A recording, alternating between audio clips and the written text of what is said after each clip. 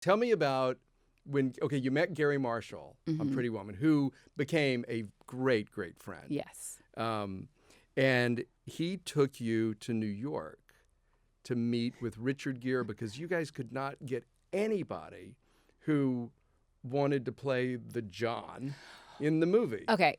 First of all, that is a absolutely atrocious introduction to my story because it makes Richard Gere sound like the last gasp stop. We couldn't find anybody that we wanted. Oh, I see. A lot of people wanted it. I thought nobody wanted to work with you, but that's not the case. No, that comes later. That's that's a story 3 pages in. So this was just not feeling like anybody really had what it took to play this incredible part that everybody wanted. Can we veer off though for just a second? So yes, I stand corrected. Everybody was dying to co-star in Pretty Woman.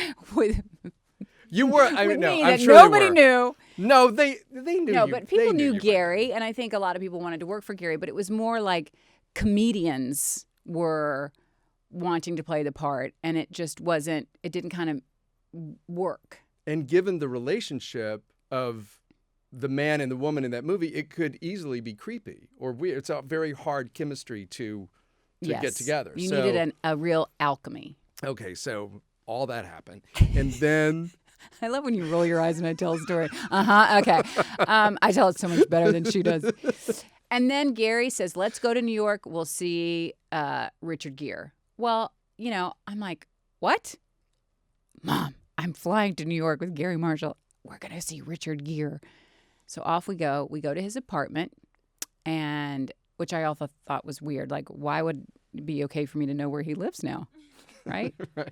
And we went over there and we talked to him. He was very nice. It was late at night because he had been night shooting. And then Gary said, okay, why don't I let the two of you talk? And he left. So he leaves you sitting there with Richard Gere. What did you talk about? How are you? Hi.